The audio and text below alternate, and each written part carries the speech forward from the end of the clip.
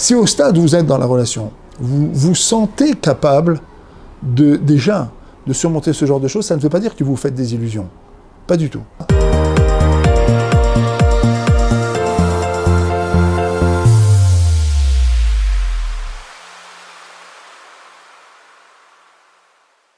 J'ai rencontré une fille, elle est géniale, hein. J'entends ce truc, le type il m'appelle, il me dit j'ai rencontré une fille, elle est géniale, mais un problème, elle fait 10 cm de plus que moi. Qu'est-ce qu'on fait? Je lui réponds, est-ce que ça vous dérange? Et il dit oui, ça me dérange, mais d'un autre côté, elle est superbe, elle est magnifique, et puis on s'entend tellement bien tous les deux. Je lui dis, c'est certainement parce qu'elle aime les petits. Elle est très contente d'avoir un petit qui soit fif comme ça, là, qui soit un rapide, d'accord? Parfois c'est autre chose. La femme veut un grand mari, soit baraqué, costaud. Parfois non, au contraire, elle préfère un mari qui ait un physique un petit peu plus fluide. Dans tous les sens, le physique, ça marche dans tous les sens. Moi, je vais vous donner un conseil ici. Écoutez d'abord, au niveau de la rencontre, quand on a une réticence, il faut l'écouter. Maintenant, la meilleure des choses que vous puissiez faire pour savoir si cette réticence est une réticence qui a un brin de réalité chez vous, la meilleure des choses que vous puissiez faire, c'est tout simplement de prendre un petit peu de recul et de vous imaginer dans la rue, à la maison, avec votre conjoint ou votre conjoint, d'accord? Et là, vous essayez de comprendre un peu. Qu'est-ce qui va se passer? Essayez d'imaginer des situations dans lesquelles c'est pas toujours rose, d'accord? Il pleut, on a crevé un pneu, on s'est disputé tous les deux, quand vous allez dire c'est ta faute, etc. Essayez d'imaginer ces situations-là. Comment vous allez les affronter? Est-ce que vous avez le sentiment que vous saurez surmonter les phases de dispute, de colère, etc. Est-ce que vous arrivez à imaginer que cette personne est une personne avec qui vous pourrez surmonter tout ça? Si au stade où vous êtes dans la relation, vous vous sentez capable déjà de surmonter ce genre de choses, ça ne veut pas dire que vous vous faites des illusions. Pas du tout. Ça veut dire que vous aimez vraiment beaucoup cette personne.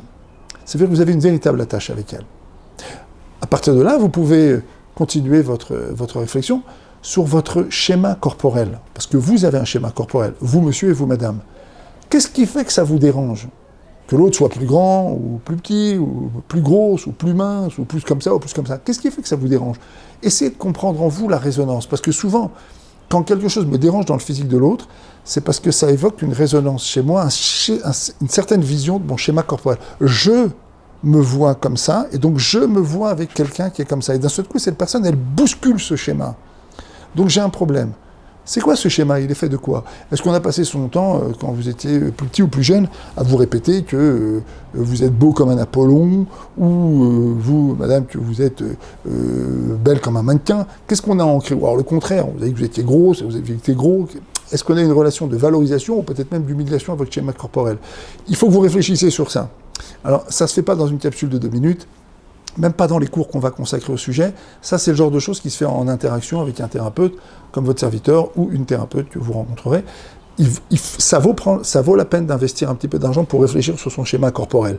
Parce que on n'est pas des anges, et le physique, comme les sages nous disent qu'on n'a pas le droit d'épouser quelqu'un qu'on n'a pas rencontré, parce que le physique, il pèse dans la relation, je puis dire, d'accord? Parfois oui, parfois non, en tout cas, le physique, il est là. Et c'est quelque chose ça vaut la peine d'en discuter. Il y a aussi autre chose, évidemment, derrière le physique aussi, parfois il y a un rapport aussi à la nourriture.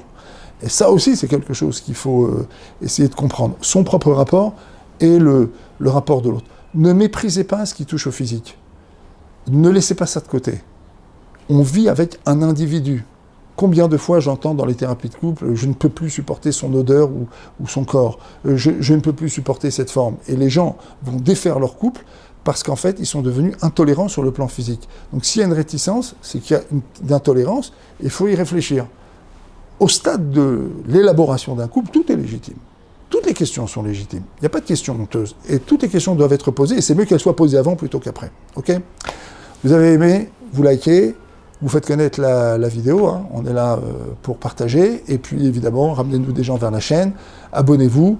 On va maintenant consacrer toute une série de cours à tous ces sujets, et puis on aura l'occasion d'en rediscuter. Dans l'intervalle, envoyez vos questions, n'hésitez pas, on est là pour réfléchir ensemble. À bientôt.